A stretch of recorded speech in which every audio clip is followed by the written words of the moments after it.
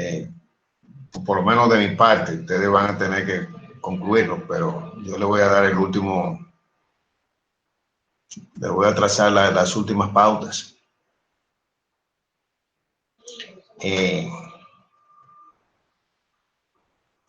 Siempre estuvo la preocupación de cuál era la eficiencia de los platos. Bueno, yo me puse a trabajar en eso, para determinar la eficiencia de los platos, por lo menos a través de esta, utilizando esta curva. ¿Se ve? Sí, maestro. Ok. Esa curva es, dice que eficiencia de plato de columnas de fraccionación. Columna de fraccionación es columna de destilación. Y ahí están ya habíamos hablado de esta curva antes, claro está, un repasito rápido. Tenemos los ceritos, son columnas de destilación de hidrocarburos comerciales. Los triangulitos son hidrocarburos clorinados, columnas de destilación comerciales de hidrocarburos clorinados. Las crucecitas son columnas de fraccionación de alcohol. Crucecitas no hay muchas, creo que es una.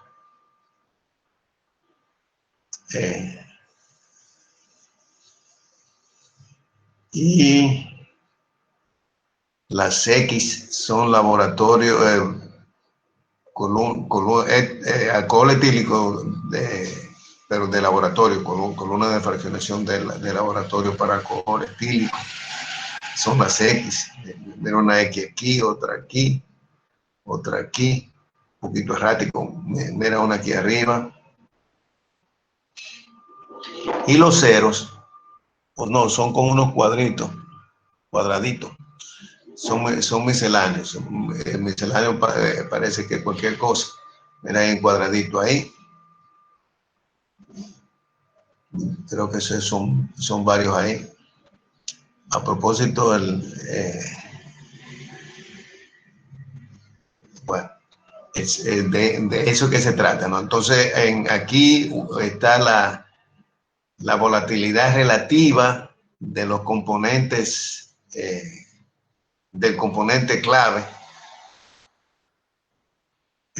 versus el producto de la relatividad, de la volatilidad relativa del componente clave y la viscosidad a condiciones promedio de la columna. El componente clave es el componente en una mezcla de más de dos, en una mezcla de multicomponentes. El componente clave es que tanto está en el destilado como en la cola, en el fondo. En el caso nuestro, que son dos componentes, yo me puse a trabajar con los dos, porque no hay con claridad un componente clave. Y después de trabajar un poco, yo obtuve por ese producto de volatilidad relativa y viscosidad, obtuve 2.0 para una eficiencia de 40%. ¿Cómo yo obtuve ese 2.0? Porque eso es. Bueno, hay que, antes yo debo de mencionar que antes yo había hecho un ejercicio similar, pero para el problema 9.15, donde obtuve un producto de 0.44 para una eficiencia de 60%. En etanol agua, como les dije, obtuve el producto ese producto fue 2.0 y la eficiencia es 40%, se lee de aquí arriba. Esto fue lo que yo hice.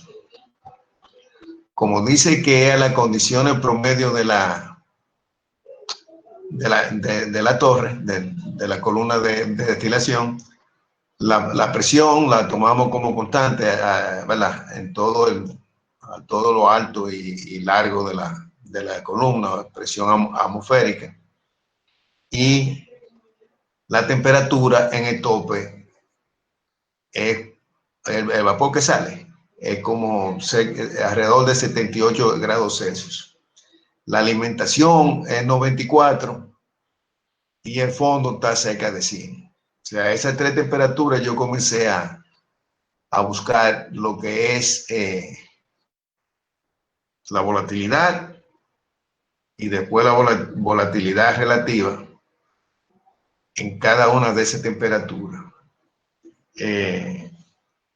La volatilidad y se consigue de los datos de los datos de equilibrio que tenemos. Tenemos un diagrama de fase, tenemos muchísima información sobre volatilidad. La volatilidad, no sé si se lo dije, pero si no se lo dije, se lo voy a decir ahora. La volatilidad es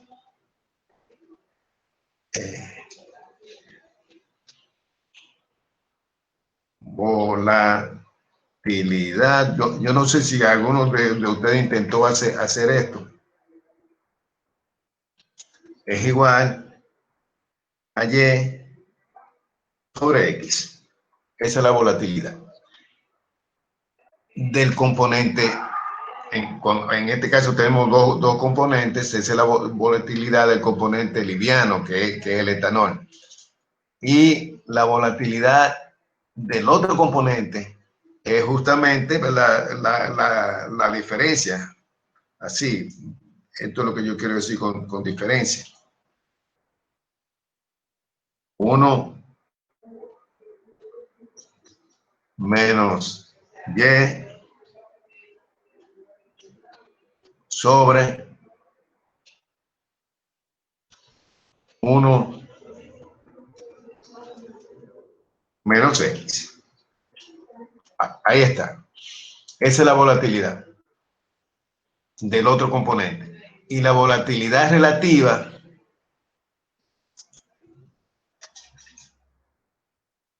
vamos a decir volatilidad 1, volatilidad 2.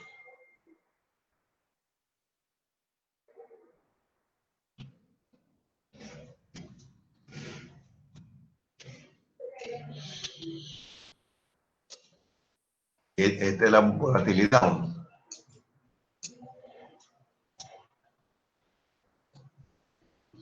Y entonces la volatilidad relativa es la volatilidad 1 sobre la volatilidad 2. Se expresa con la letra alfa.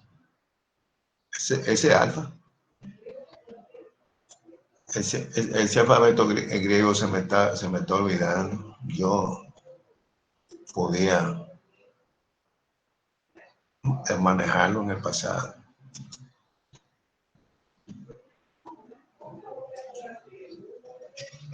Alfa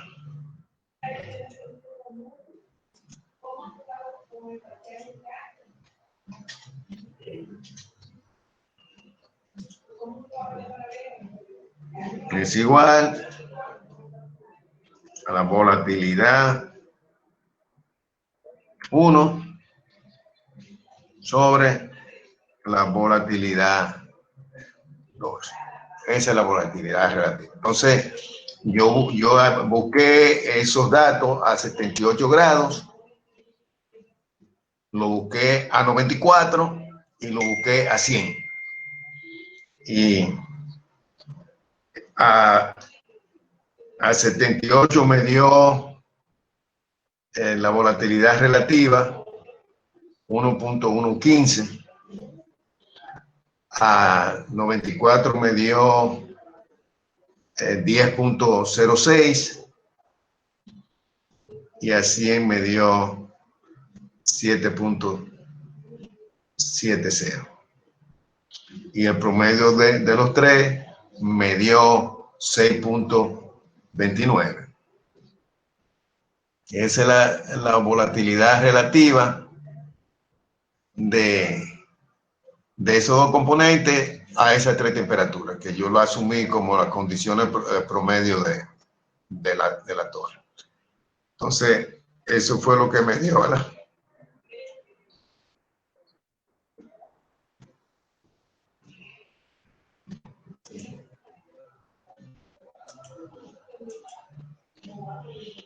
Volatilidad, digamos que volatilidad relativa promedio, no sé si llamarlo así, pero no hay de otra.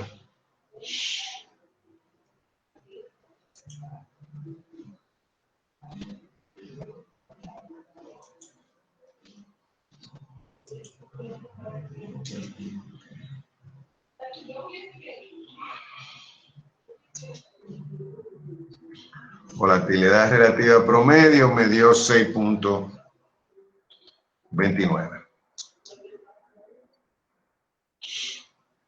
Acuérdense que yo elegí la temperatura 78 grados para arriba, Celsius, 94 para la alimentación y 100 para el fondo.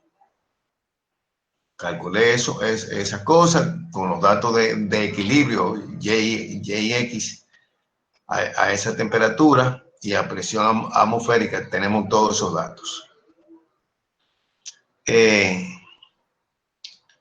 La viscosidad no la tenemos. No la tenemos. La viscosidad de agua y etanol están en los distintos manuales y libros de la profesión. Yo tengo una edición sexta del Perry, busqué ahí y ahí estaban. Viscosidades en centipois o centipois. Encontré a las tres temperaturas y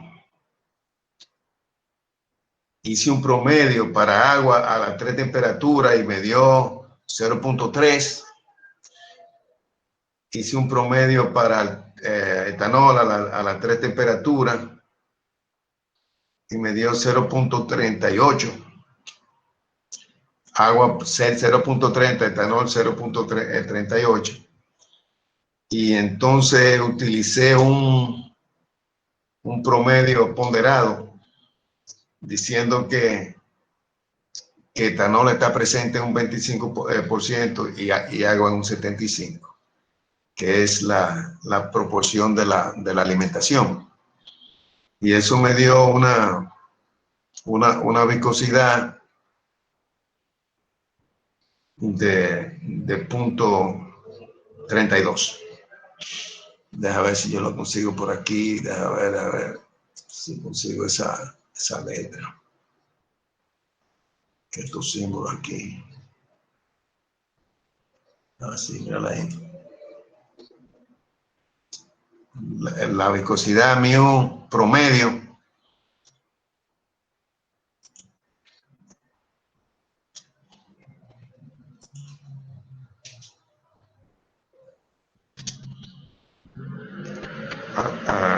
a las condiciones promedio de la columna y tomando la ponderación de 25 a 75, me dio una viscosidad de 0.32 centipois o centipois. Y cuando uno multiplica el uno por el otro, que es el producto, da 2. Eso 2.0 y otros dígitos, pero básicamente 2. So,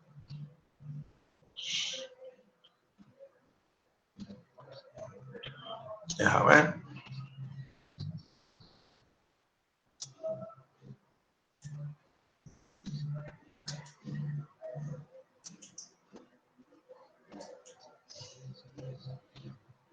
¿Qué hice?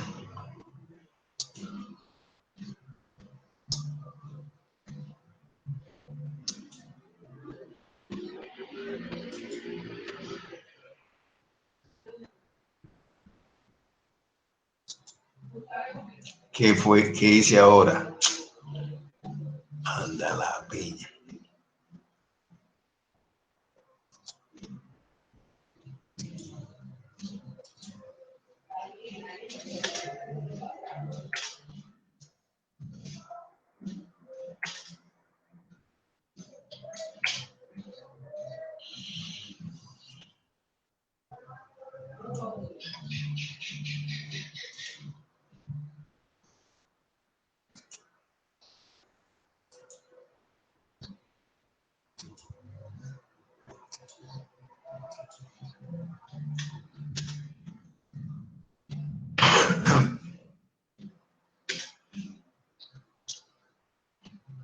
Esto es lo último. Esto es implacable esta cosa.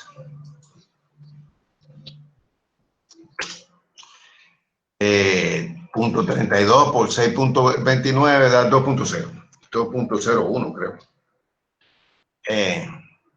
Y ese es lo que yo usé para ponerme aquí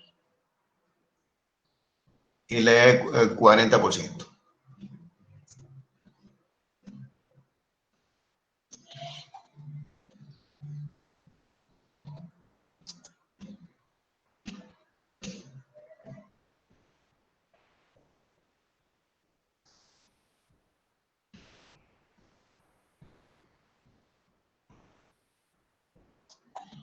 Miren la columna aquí, se la dibujé, lo más bonito.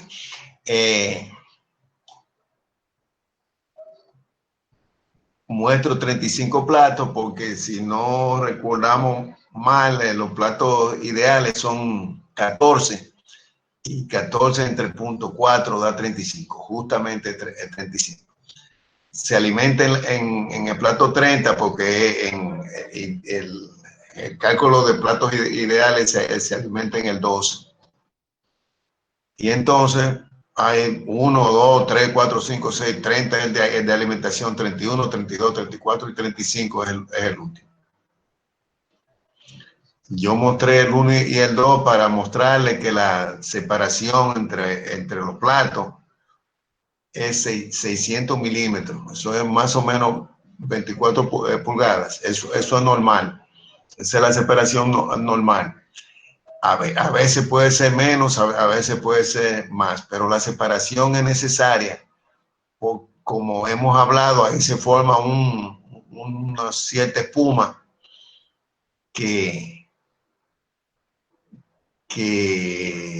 no llega a la altura, según se ha visto, no llega a 600 milímetros.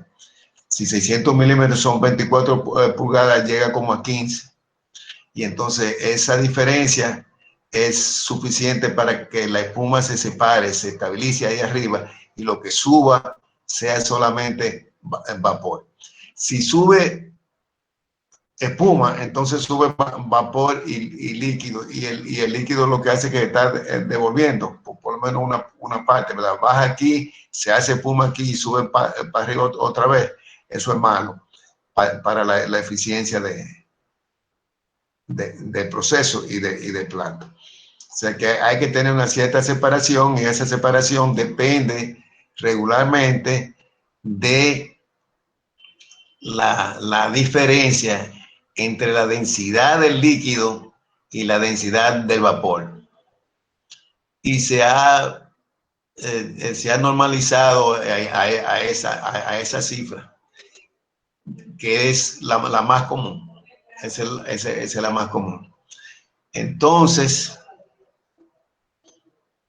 si en cada plato, si entre plato y plato hay 600 milímetros, ustedes pueden determinar cuál es la distancia desde el plato 1 al plato 35.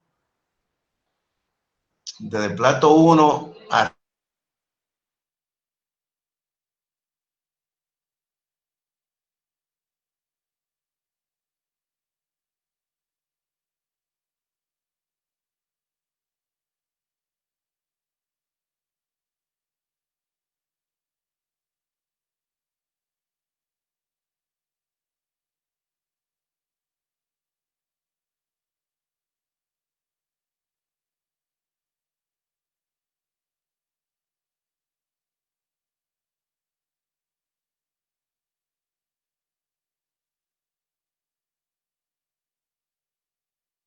acumulación de líquido.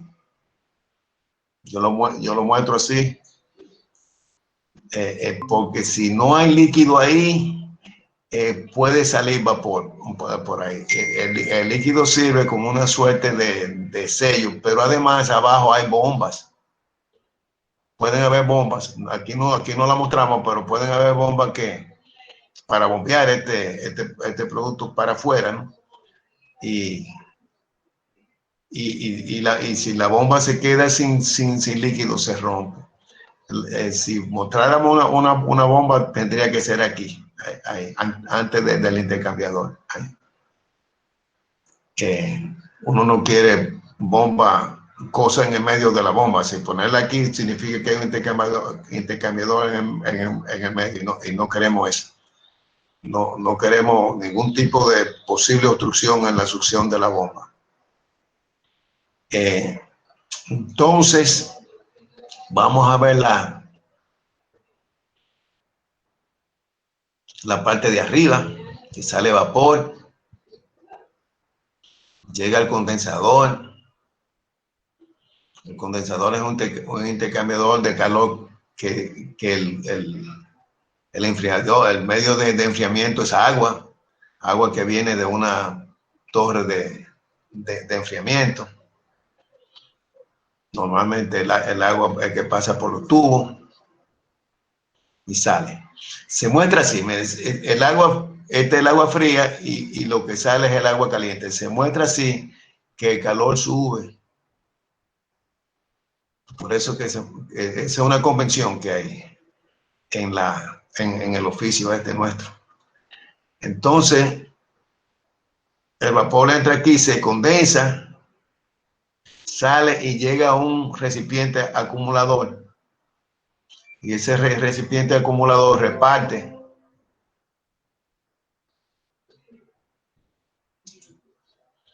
ese recipiente acumulador reparte el líquido para el reflujo que regresa a la torre y el producto que se va. Aquí se muestran las bombas. Otra vez el acumulador tiene un nivel aquí porque las bombas no pueden quedar sin líquido. Y hay instrumentación, se muestra instrumentación, porque sin instrumentación el proceso no puede operar adecuadamente. Aquí hay una medición de temperatura, y esa medición de temperatura va a un controlador que maneja el flujo de la bomba.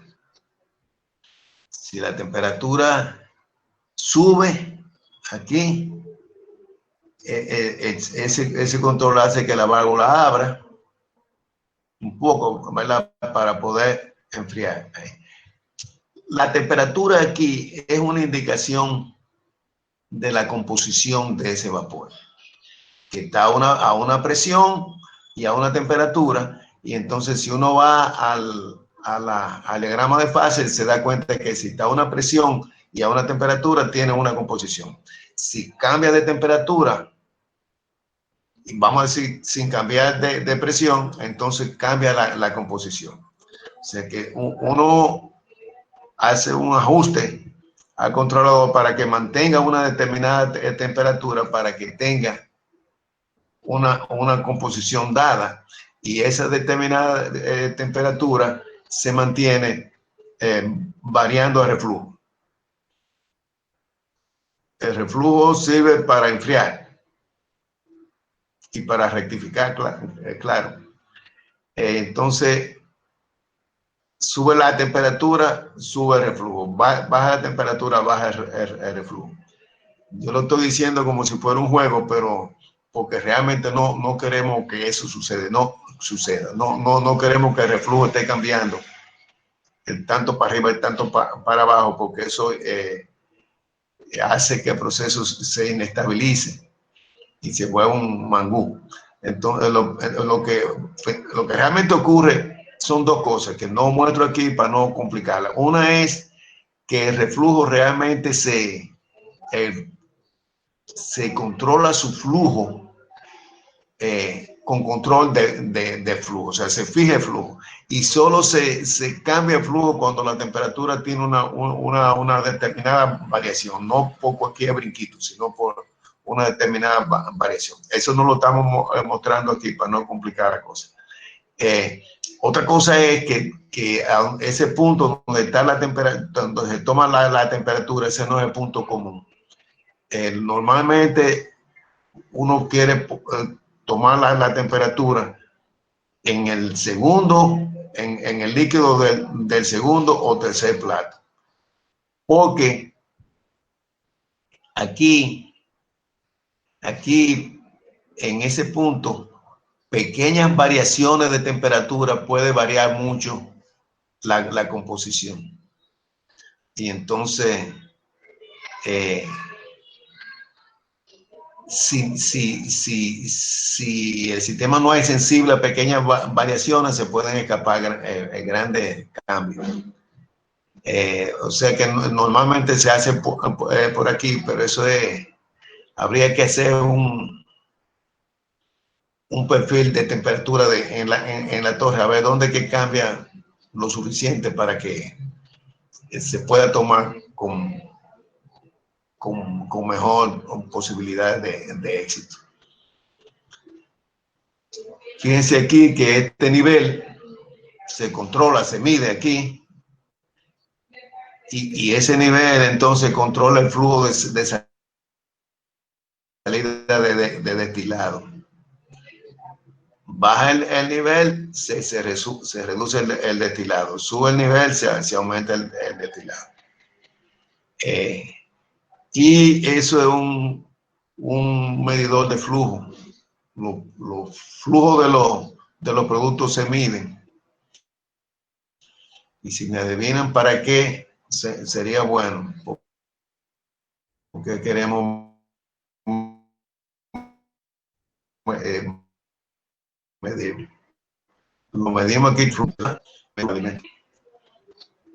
Entonces, eso por aquí está el sistema de arriba. El sistema de abajo es que el fluido de fondo sale y sale caliente. Y normalmente se intercambia con la alimentación. Por eso es que la alimentación, que puede venir todo líquido, porque viene de un tanque de almacenamiento o de un recipiente, de un separador, viene líquido, pero no es raro que cuando llegue a la torre esté parcialmente vaporizada, como es el caso de este ejemplo. Porque se intercambia con el fondo. Y si se integra con el fondo por dos razones. Porque si calentamos la alimentación, tenemos que proveer menos calor aquí. Y si enfriamos tenemos que enfriarlo mucho más para enviarlo al almacenamiento. Quizá enfriamos aquí. O sea que ahí hay una doble ganancia. Obviamente parte de ese fondo tiene que usarse para ir al rehervidor para inyectar calor a la columna en el fondo. Ahí es que se genera el vapor que sube y arriba se genera el líquido que baja.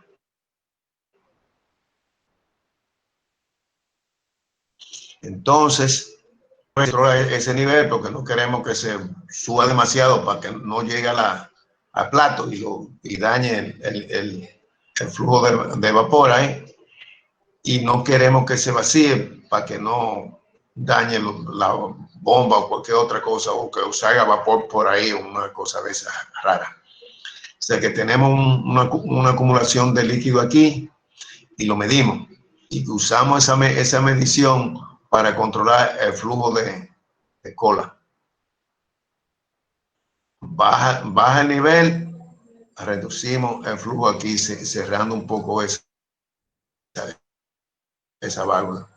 Sube el nivel, abrimos un poco aquí para dejar salir más condensado.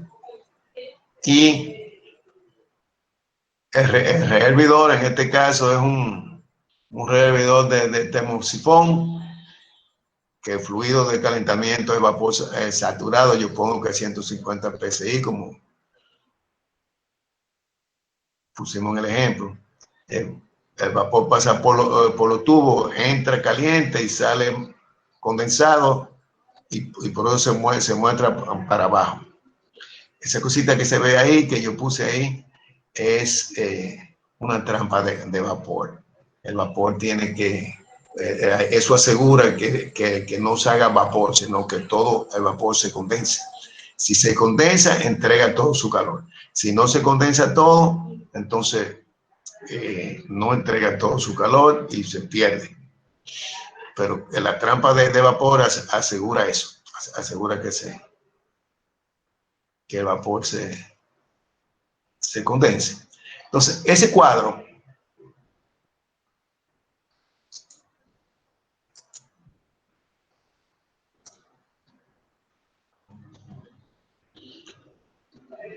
nos muestra lo que es una torre de destilación. Una torre de destilación no es una caja, contiene unos platos imaginarios que uno calcula por McKay o por el otro método y ya terminó. No, eso no es ingeniería química. Ingeniería química es hacer todo eso y más. Esto es inclusive una presentación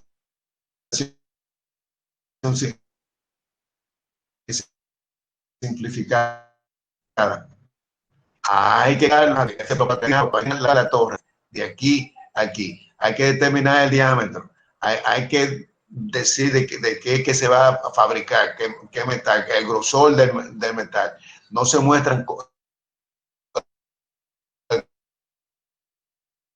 cosas como que hay que ponerle de caso que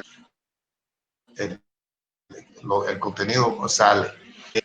Esa bomba hay que calcularla. La instrumentación hay que saber cómo se hace, si esa está correcta y si eso está correcto. Hay que determinar, hay que diseñar los intercambiadores, el condensador y el... Primero, haciendo lo que hicimos, determinar la carga térmica de condensación y de revisión, para después determinar las áreas, para después diseñar el intercambiador.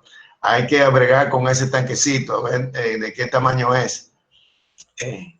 ¿De qué tamaño es ese? Bueno, normalmente se dice que tiene que tener una retención aquí equivalente a 5 minutos de esa bomba, para que si ocurre algo, que la bomba no lo vacíe inmediatamente, sino que haya tiempo para el operador hacer algo para evitar desastres.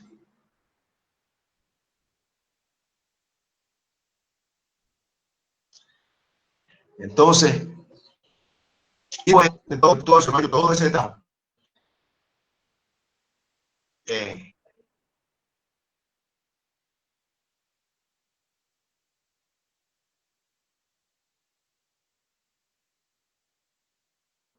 hay que decirlo, y yo te voy a buscar la melaza o el jugo de caña o lo que sea, pero yo quiero que tú me hagas eso. Esto es lo que hay que hacer y hay que darle precio y hay que decir lo que cuesta y hay que decir todo, absolutamente todo. Eso es lo que es ingeniería química. Yo quiero hacer ese aporte para que ustedes tengan eso pendiente. Eso se enseña obviamente en diseño de plantas. O sea que yo sé que ustedes ya tienen algo de eso.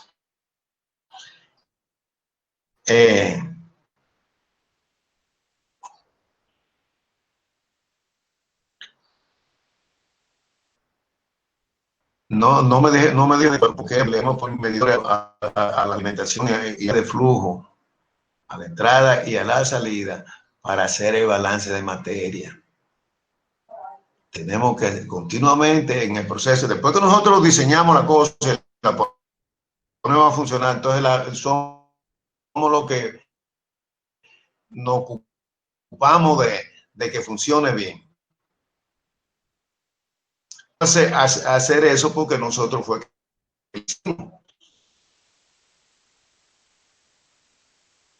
desde Cabo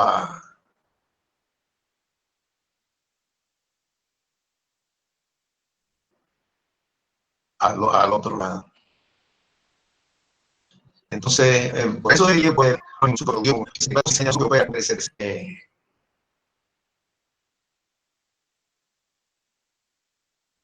Entonces, yo le voy a mostrar cómo se hace.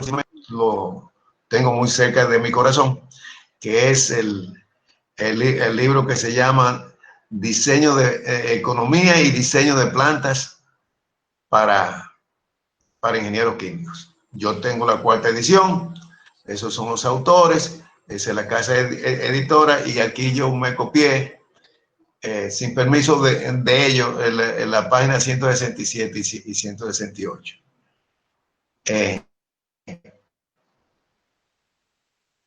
Dice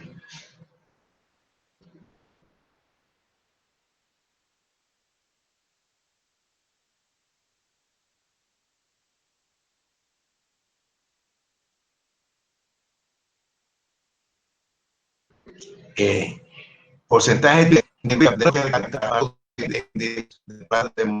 propósitos o grandes acciones a facilidades existentes. Aquí le dan los costos directos y los costos indirectos. Los costos directos, y estas son para darnos una idea de cómo se hace un presupuesto aproximado. Puede 15 al 40% del total. Entonces, más o menos por dónde andan los costos individuales.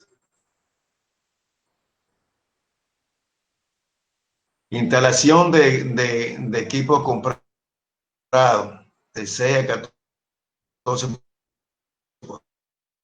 14%. Instrumentación y control de 3 a 20%. Y la electricidad instalada, eso hay que llevarle energía eléctrica a la bomba, a los instrumentos, iluminación, etcétera. Edificaciones para servicios de taller y demás, laboratorio, y así sucesivamente. Esto se arregla al terreno, a hacerle canales, en fin, de 2 a 5%. Servicios de facilidades, esos son oficinas, en fin, compra de terreno. Están los costos indirectos, que son ingeniería de supervisión, construcción, comprar contratistas, y la ingeniería,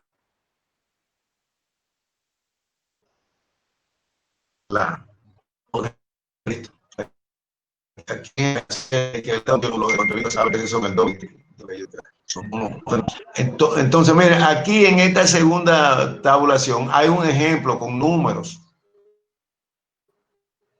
Los números en dinero no están actualizados, pero sí sirve de ejemplo. Convenientemente ponen que el costo de los equipos es 100,000, porque así se comienza con un número bien redondito. Y se asume que es un 25% del total. Aquí dice que está entre 15 y 40. Sé que es más o menos.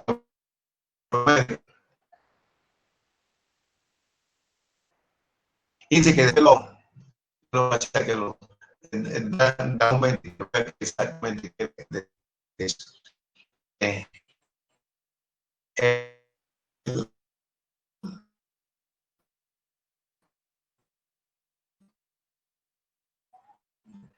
La instalación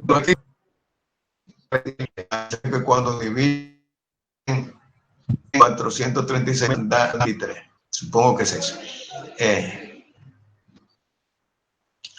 Dice que el rango variará entre 371.000 y 501.000 para condiciones normales.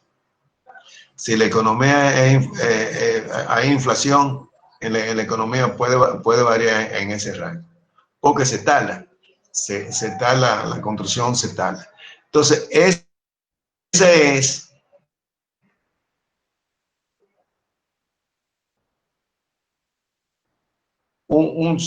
cómo uno llega a tener una idea de lo que cuesta la obra. Lo que es. Hay que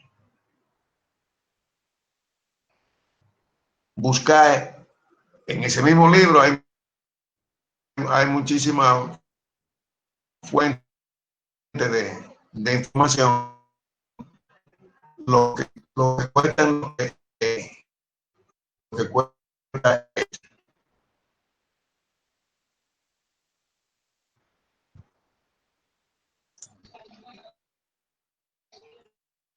los equipos.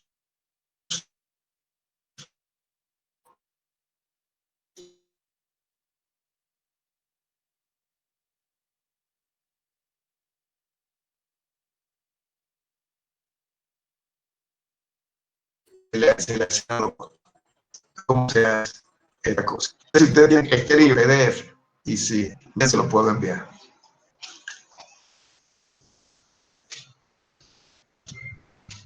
Sí, está bien, maestro. ¿Cómo fue?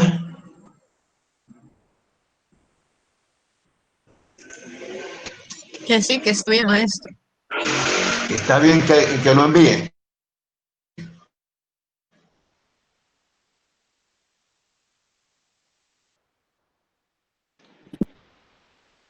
Okay. Claro que Se entendió el asunto. ¿Vieron cómo se hace la diligencia, maestro. okay? Si usted está el valor bajo en la abscisa, para una vez se obtiene el valor, se va a la curva y se lee la eficiencia. Es una cosa, vamos a decir que si aparece más información, otro tipo de curva, pues mejor. Pero si esta es la que tenemos, esta es la que tenemos que usar.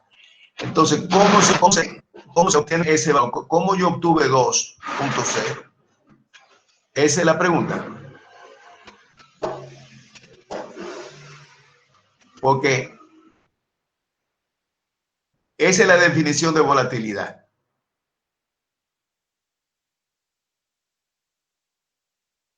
De volatilidad. Son dos componentes.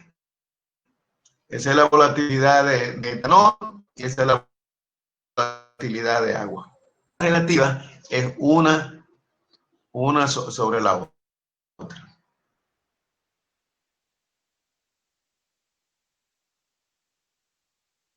Y hay tres temperaturas que se pueden ver en la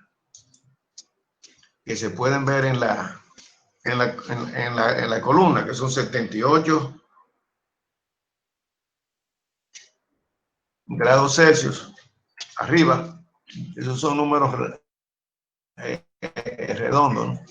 Cuando yo digo eso, ¿entiendes?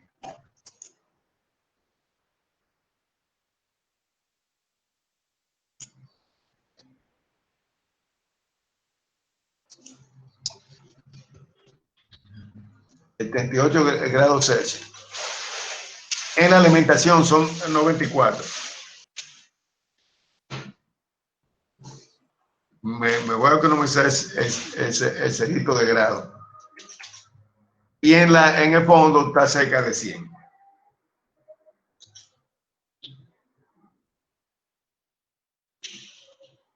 Entonces yo busco en el diagrama de fases a 78 grados, yo busco a X, a Y y a X. Y calculo la volatilidad a 78 grados. Como ya tengo a Y y a X a 78 grados, calculo la volatilidad del segundo componente, que es agua, que es así. Y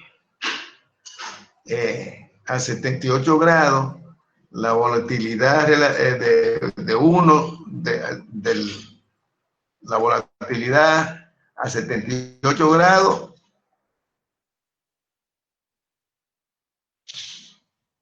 fue 1.02.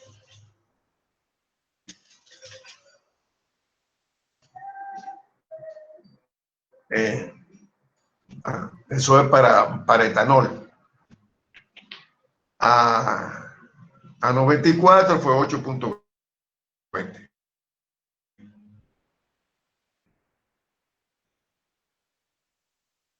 Para etanol. Ya tiene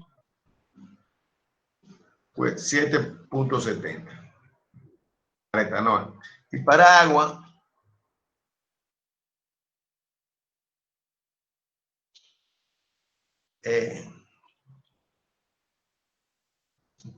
fue 0.9,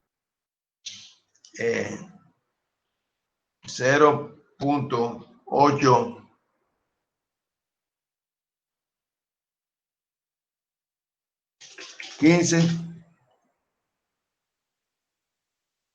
y 0.971.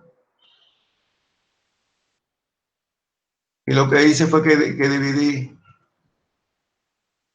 esa entre esta, esa entre esta, esa entre esta. Y me dieron 3 volatilidad negativa. Un promedio de la 3, un promedio aritmético, y me dio 6.29.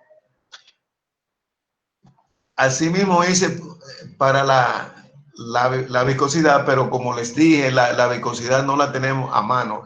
Esos datos sí, porque tenemos el diagrama de fases. La viscosidad tuve que ir a un manual que se llama el manual del ingeniero químico de Perry, y ahí encontré información de viscosidad para agua y para etanol. Y a esas 3 temperaturas busqué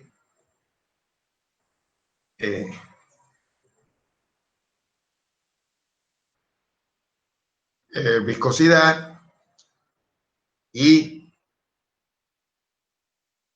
tomé el promedio, en este caso 25,675, y me dio una viscosidad de 0.32 centipoise. Y el producto de ese número y ese número da 2.0. Y con eso yo leo aquí 40%. Como son 14. Usted divide, maestro, entonces 0.915 entre 1.02. Yo divido 1.02 entre Okay. Sí, 8.2 entre 0.81 y así. Y después lo sumé los 3.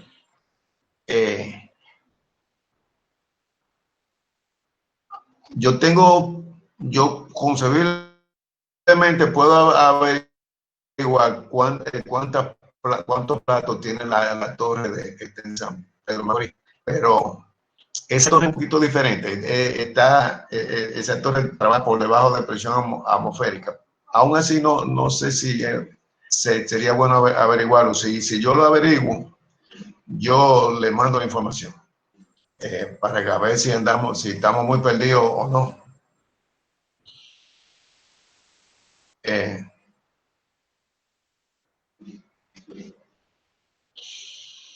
Entonces, con ese número voy a la curva y consigo el 40%. Así es como se hace.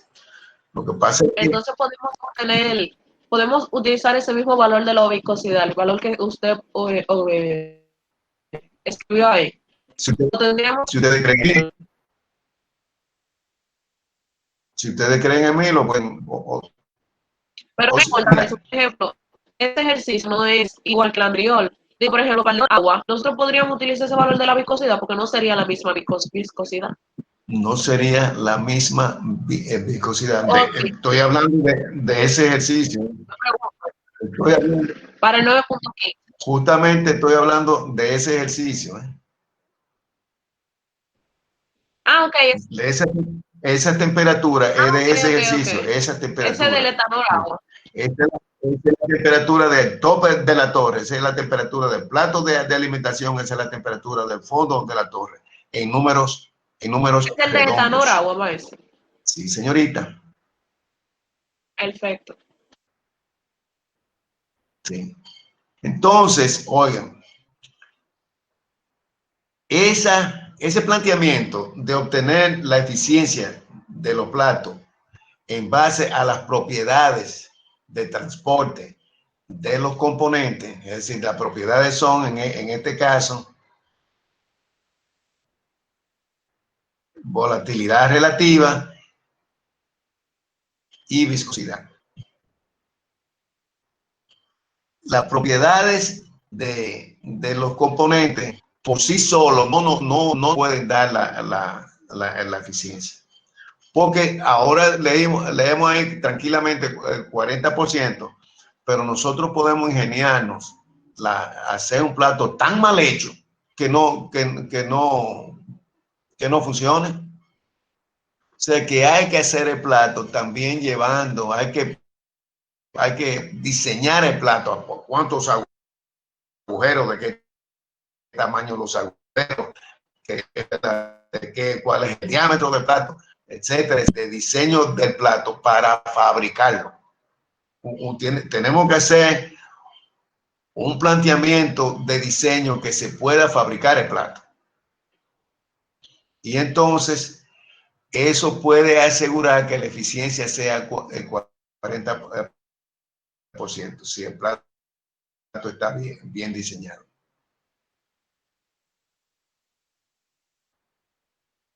Espero que es importante. Y nadie más puede hacerlo.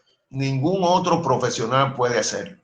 Ningún otro profesional está académicamente equipado para hacerlo. Solo tienen que tener eso claro, porque la ingeniería química es esa. No es hacer agua destilada y jabón. Eso, de hecho, no se necesita ser ingeniero químico para hacer agua destilada y jabón y no sé qué otra cosa. Así que esa es la idea que yo quiero que ustedes se lleven de esta plática que hemos estado teniendo. Bien, entonces, con eso ya le dejo el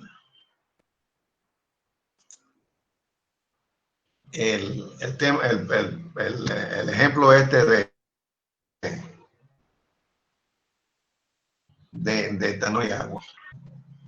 Y podemos pasar entonces a otro. Otro es el ejemplo el problema de absorción. Yo supongo que ustedes lo adelantaron.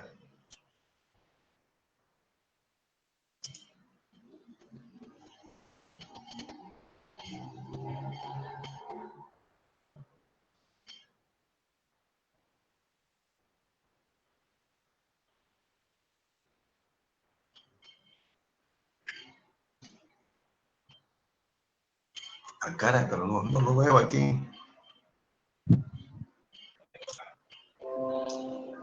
Ah, sí. Aquí hay una gráfica. Acuérdense que fue ayer, ¿no? Generamos los puntos para hacer la curva de equilibrio. Miren ahí.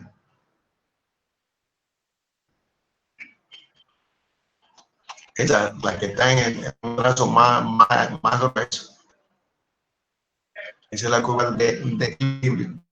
Y tenemos que obtener el flujo L sub S mínimo sobre G sub S, que es la línea, que es la pendiente de la línea de operación.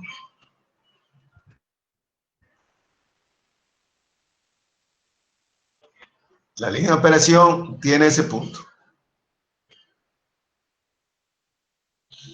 Esa es, y esa es la relación molar del líquido que entra. Esos datos lo generamos, lo hicimos.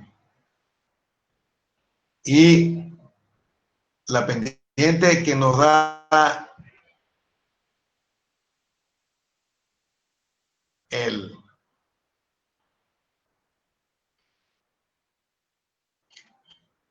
flujo de líquido mínimo es un enlace, obviamente, en ese punto que parte de la línea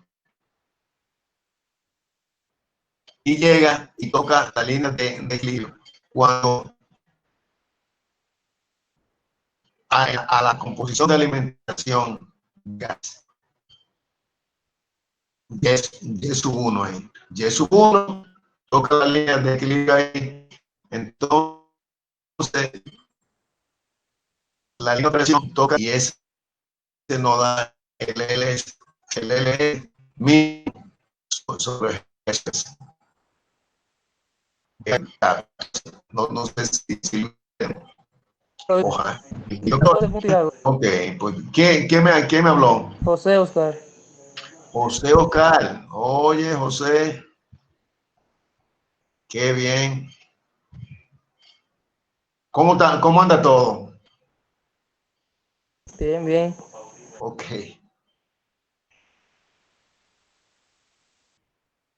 Bien, entonces, vamos a ver si yo logro buscar el problema, porque habrá que buscarlo.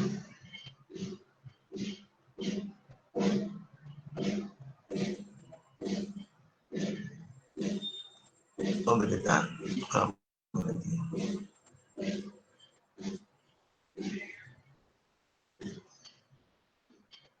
quiera, ¿no?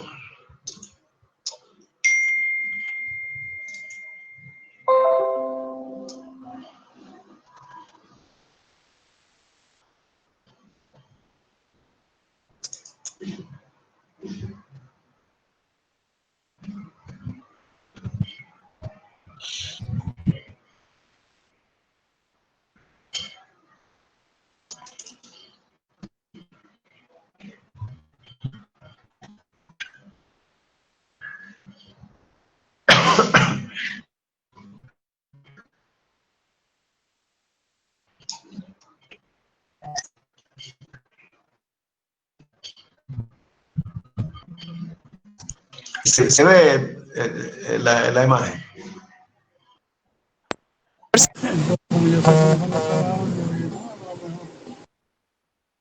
Ok, ahí está el problema, ¿verdad?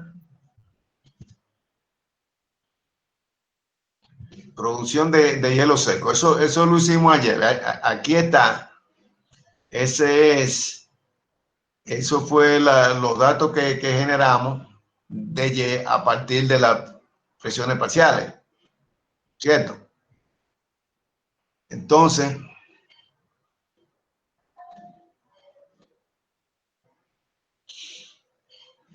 ese es el punto que yo le mostraba, esos dos valores de Y sub 2, relación molar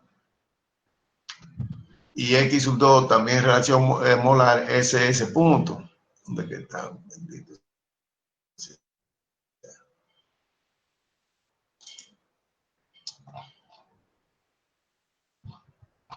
Ese punto, ¿sí? Así es. Punto 0,2 y este como punto 0,62.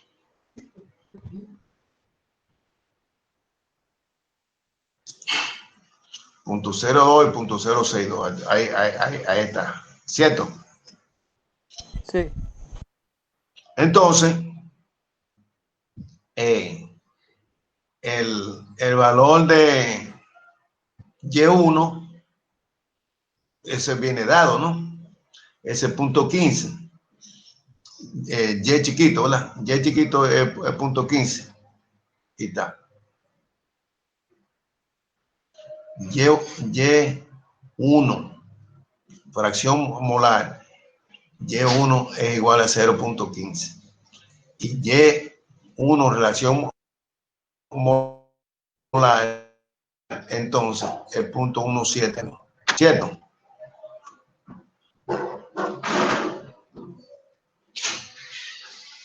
Se acabó.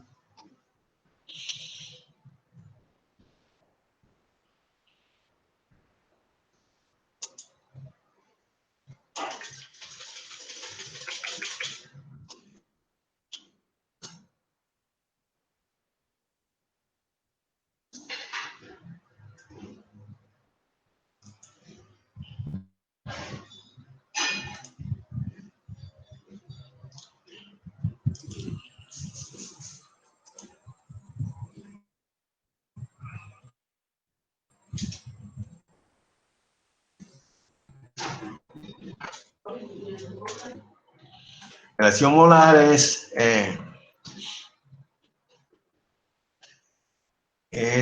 punto 15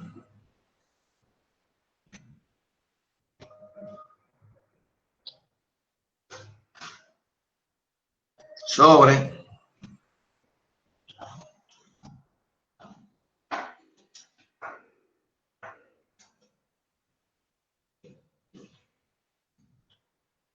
así, ¿cierto?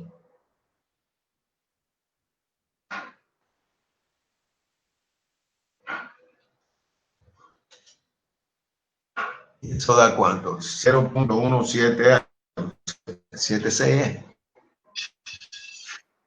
Profe, nos falta el signo de ahí. Pues claro, hija mía, gracias. Sabes muchísimas cosas. Yo cuento con que me ayuden. Así. Si fuera un crédito, tengo que poner aquí .00, ¿no? Entonces, ese punto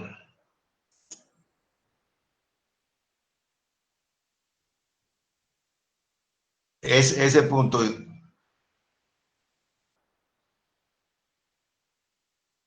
Y1 es la liga del perdón, aquí.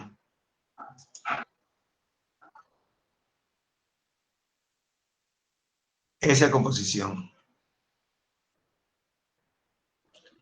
El líquido que sale de una composición que tiene que estar atada en esta gráfica a ese valor. Puede ser este, o puede ser este, o puede ser este. Ese no puede ser. Ese valor no puede ser. Ese es un valor abstracto, donde el líquido que sale de la columna de absorción está en equilibrio, está en la línea de equilibrio, ¿no? Está en equilibrio con el gas que entra. Y como yo le decía, eso obviamente eso es imposible. Porque no han estado en contacto. ¿Cómo van a estar en equilibrio? Pero ese punto lo que nos dice es que esa es la mayor concentración posible o concebible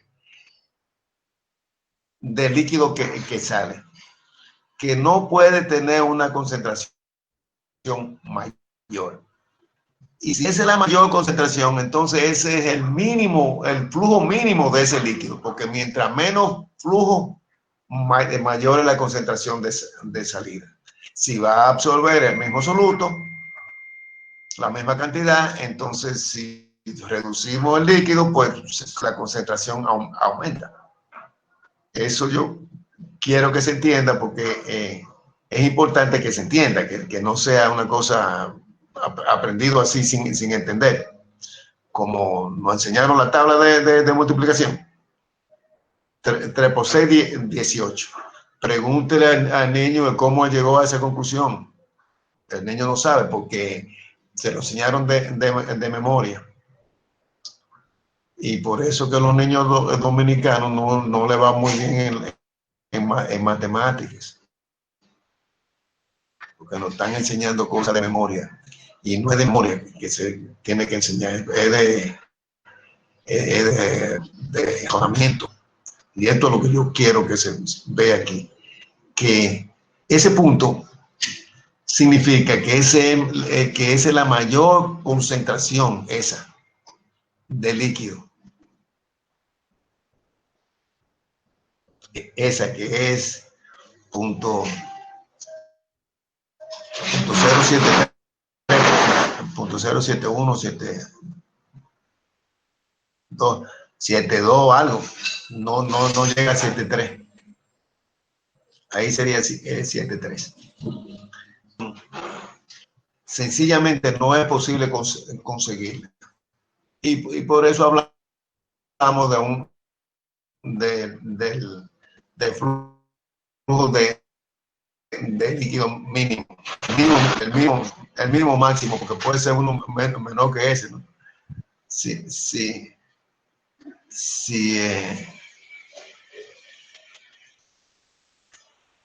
Bueno.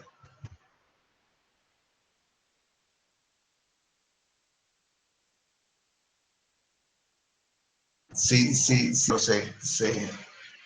sale entonces de esta línea. O sea que es mejor concentrarse en el hecho de que ese es un punto único que nos da el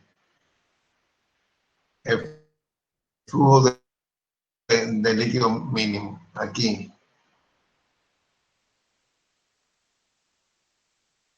SLS mínimo sobre S 14 punto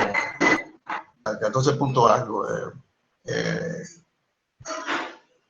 José Oscar me dijo que le dio 14 punto algo. También. 15.14, porque el valor que yo utilicé de fracción de la X1 fueron 0.07. Ahí me dio el valor total de la relación mínimo 15.14, porque utilicé el valor de X1 mayúsculo de 0.0723. Por eso fue 0.1, sí. No, el de X, no de Y. El valor encontrado en X. Aquí. En ese sí, he visto 0.723, no 26 como usted utilizó allá arriba. Por eso fue la variación. Ok. Usted utilizó aquí, ahí, 0.0726. Por eso fue que me dio la diferencia. Socializa esa curva con tu compañero. Por favor, José, tú quieres hacer eso. Con su cara. Tendría que mandarla enviarla cuando me conecte a la computadora, lo hago. Sí. No inmediatamente. Okay. Cuando puede. Sí, Excel hoy en día grafica bien. Hubo una época que no era tan buen graficador, pero ellos mejoraron. Sí, si se cambian algunos de los puntos porque hacen cálculos más precisos, pues va a variar un poco. Él dice que que este valor es realmente un poquito más alto, 15 puntos alto. Entonces, con ese valor y el hecho que se usa una cantidad, nos dice que use un factor 1.2 veces, ¿verdad? Uno multiplica 1.2 veces ese valor de 15 puntos y nos da, y luego lo multiplica eso por Jesús veces y nos da el valor de Jesús veces que se usa en el problema. Eso significa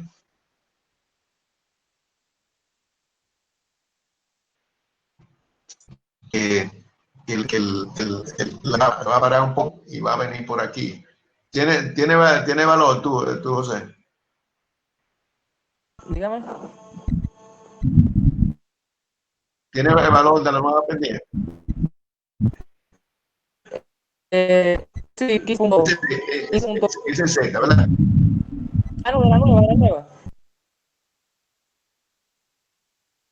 Yo digo una vez lo multiplica por 1.2. Sí, no, 175. 18 puntos, eso, ajá.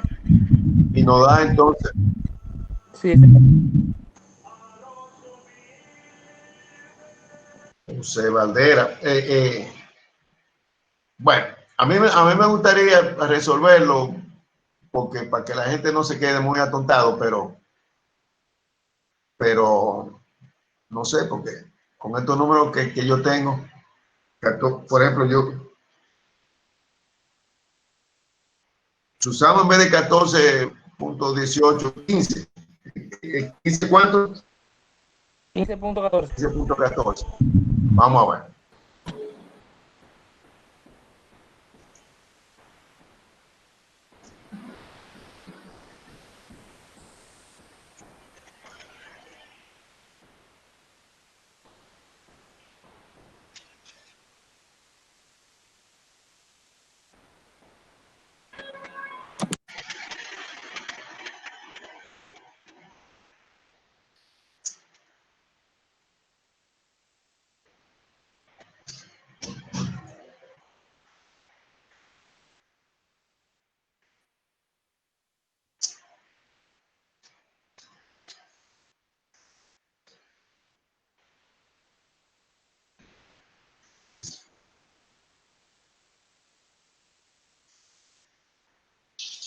Vamos a ver.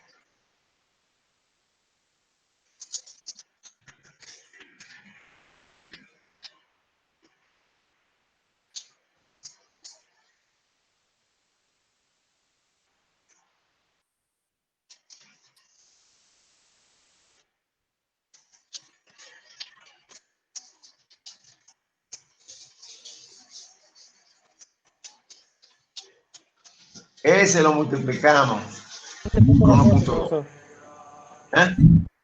15.14. Sí, 14, ok, gracias.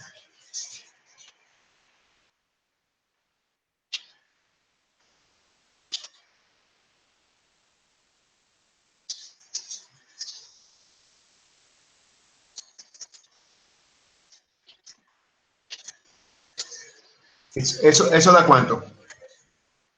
18.175. 18.17. Así. Ok. Entonces, ese valor de L sobre S.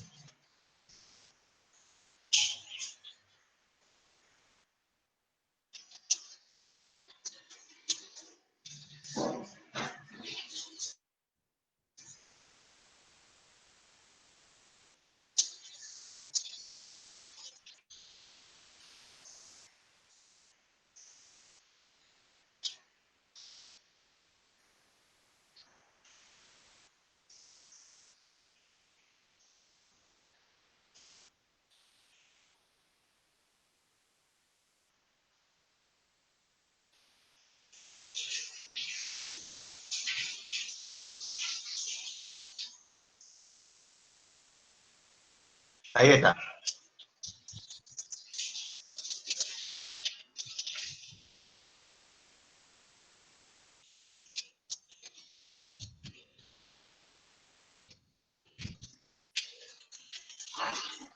Y con ese valor trazamos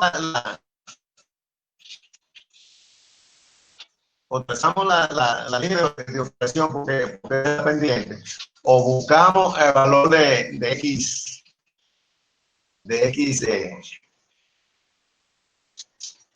sub 1, ¿cierto? Y la trazamos con los dos puntos. Así.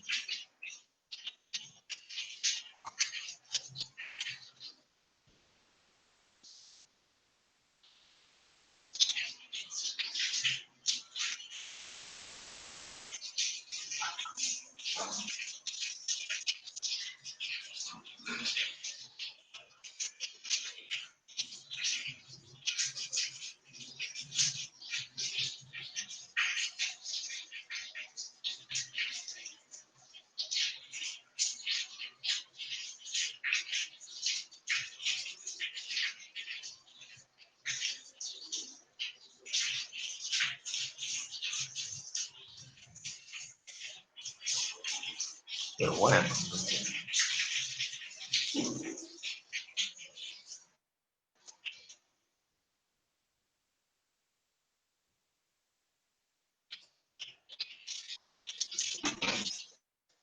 Vamos a ver si.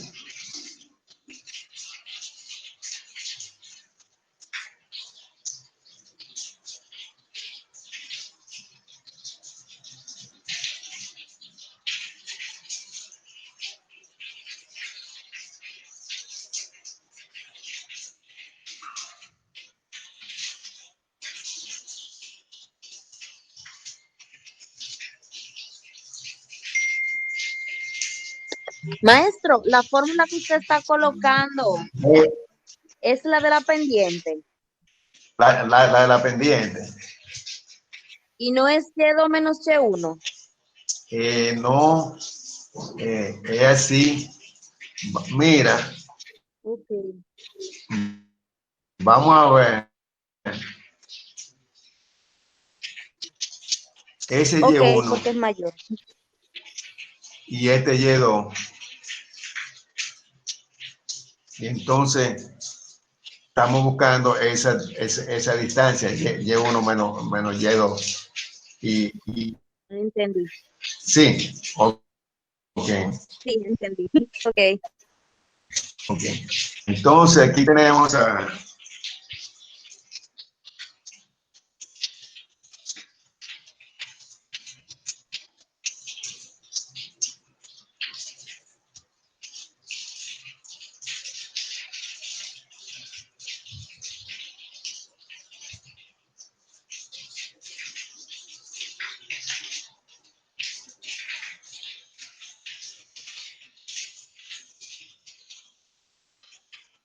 Voy para allá.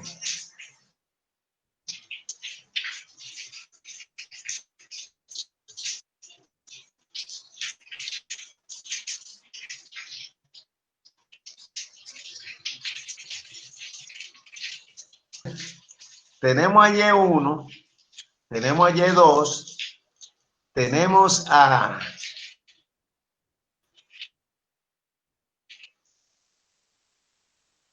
X2, no tenemos a X1. Tenemos ese valor y calculamos a X1. Calculamos a X1.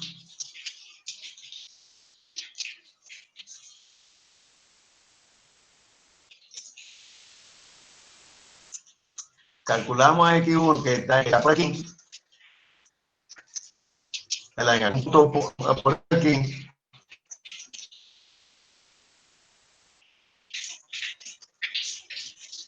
En ese valor ahí, así. Y entonces trazamos la línea con ese punto y el punto de abajo.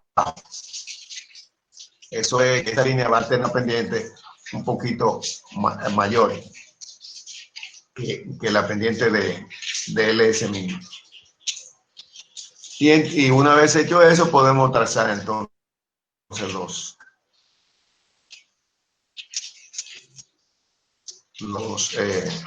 platos. ¿Se entendió? ¿Quién calculó ahí?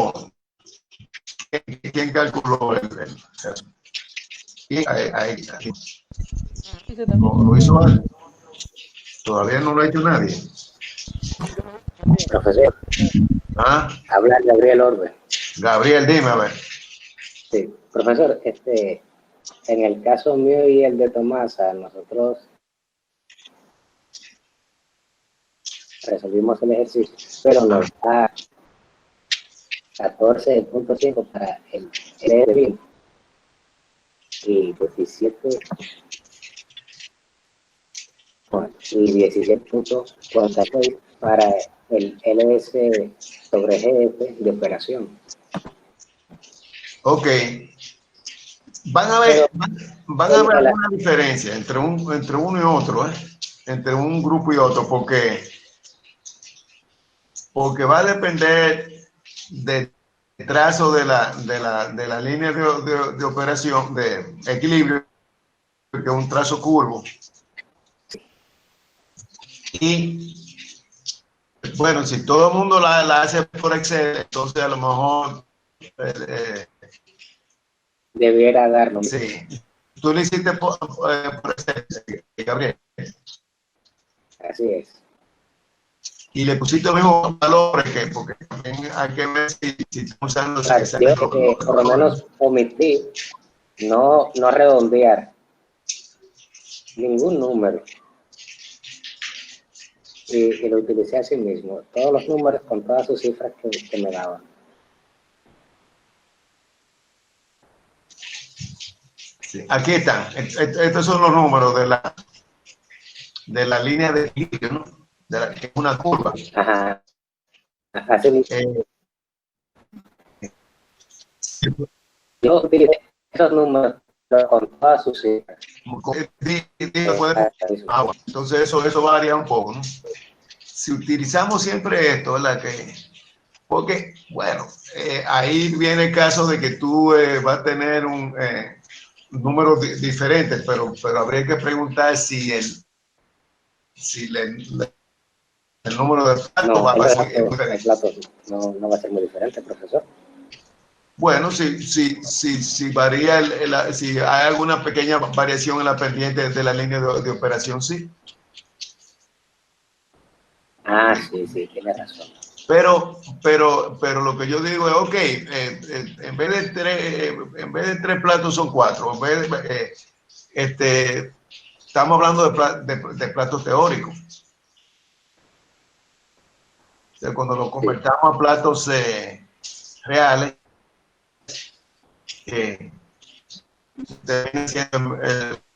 lo mismo. Otro asunto. ¿Usted se acuerda que usted dijo que para el que quisiera, en el caso de la destilación, cuando hay un reflujo total,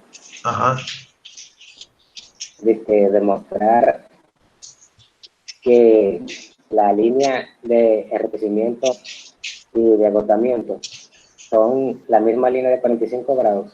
Así es. Yo lo puedo llegar a resolver. Yo se lo voy a enviar más tardar el viernes en la noche. Yo no tengo una mascota. Muchos garabatos, pero le llega el resultado. Sí. Mira, cuando el reflujo total, hay dos cosas extremas, ¿no? Reflujo mínimo en destilación. Sí, en destilación. Reflujo mínimo y reflujo total. Reflujo mínimo es que tú no consigues la separación, porque independientemente de la cantidad de platos que tú puedas colocarle a la columna. Porque sencillamente ese reflujo, todo el vapor que sube y se condensa se convierte en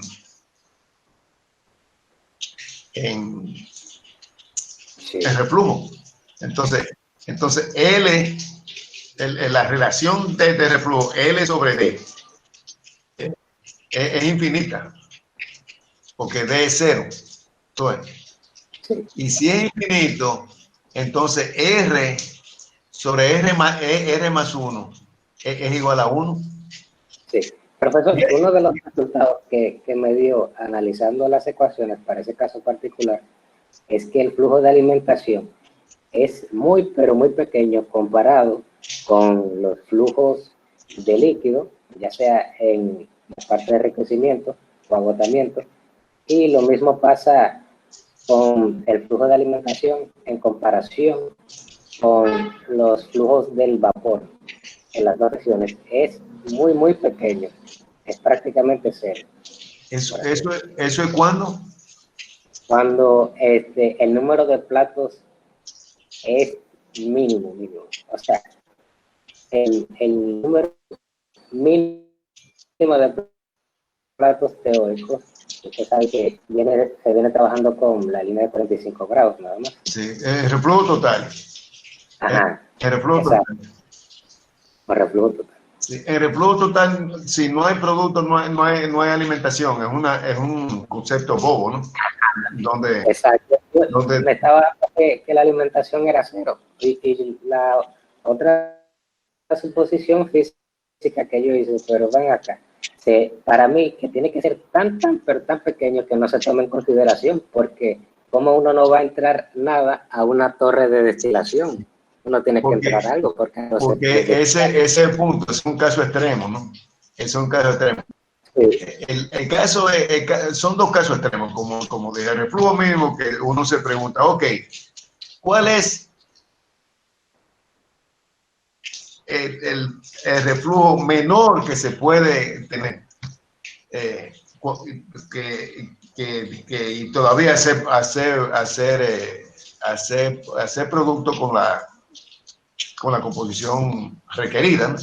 Bueno, tiene que estar por encima del reflujo mínimo. Porque si es reflujo mínimo, no hay producto no hay separación, porque se necesita un número de platos infinito. Sí. Ese es el reflujo mínimo. El reflujo total no hay producto, no hay destilado. El destilado es cero. Si el destilado es cero, la alimentación es cero. No puede alimentar cosas me salió a mí. Así es. Maestro.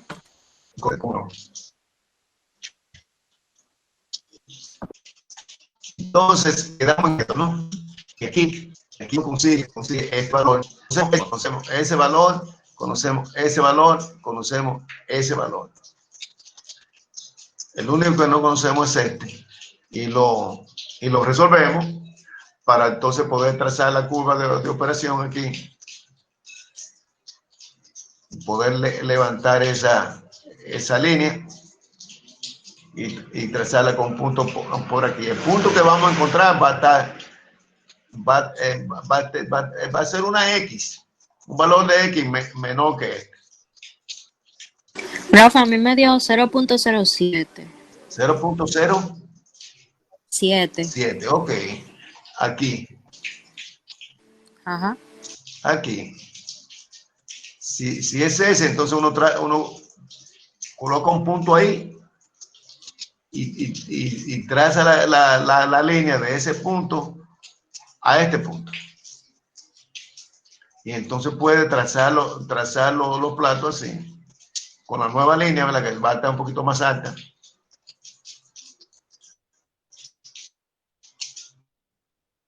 Hasta llegar allá arriba. Aquí, al viernes. ¿De acuerdo? Bien. Entonces, ¿qué nos queda? Yo le dije que le iba a comentar el problema. Bueno, supongo que ya de aquí en adelante ustedes pueden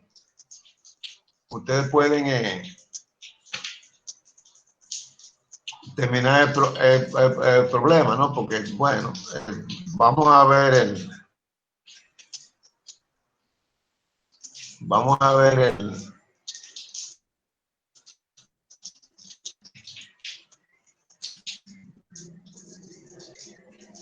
razón, ¿eh?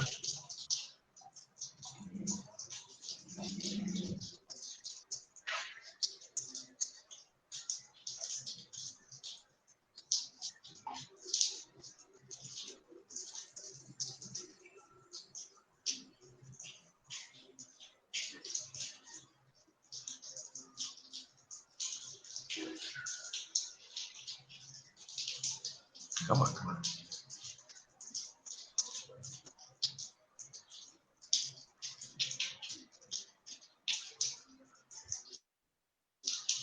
Vamos a ver esto rápidamente. Aquí habla de columna de relleno. Primero, ¿no?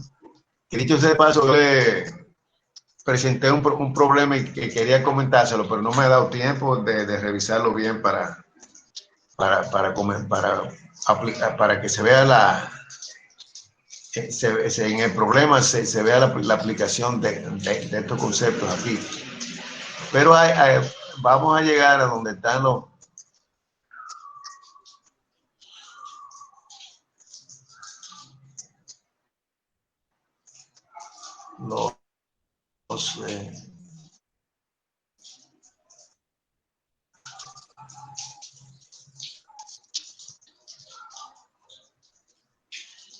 ok, esta es la columna de plato, que es lo que lo que tenemos entre manos.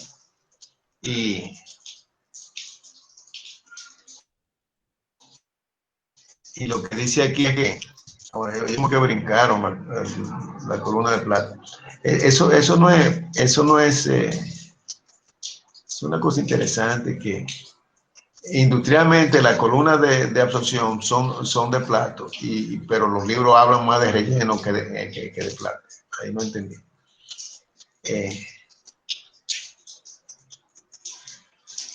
Otro equipo de absorción, columna de plato, pum, y ya. Entonces dicen, esto es las condiciones que favorecen columnas de relleno, condiciones que favorecen columnas de plato, y después hay otras columnas que son las de paredes mojadas, anexo, y ya. No recordaba más, y pensé que tenía algo más sobre columna de plato, la presentación esta. Bueno, la columna de relleno, ustedes saben que son rellenos, son piezas, y que la transferencia de masa es continua, y por eso hay que hacer una de integración gráfica. Hay que tomar un segmento de la torre, y como ese segmento se comporta, así aumenta su altura, y entonces así se determina la altura del relleno. Pero mira, esta gráfica es parecida a una torre de platos, donde está la línea de equilibrio aquí, de la línea de operación, que uno la traza con esos dos puntos, y los platos lo cuenta así: 1, 2 y un tercero que no termina. El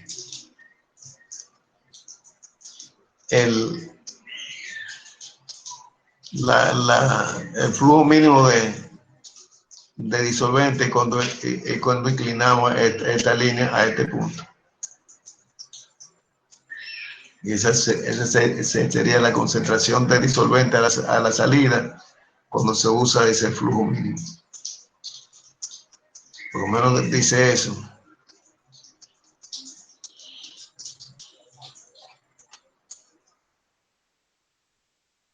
Bien.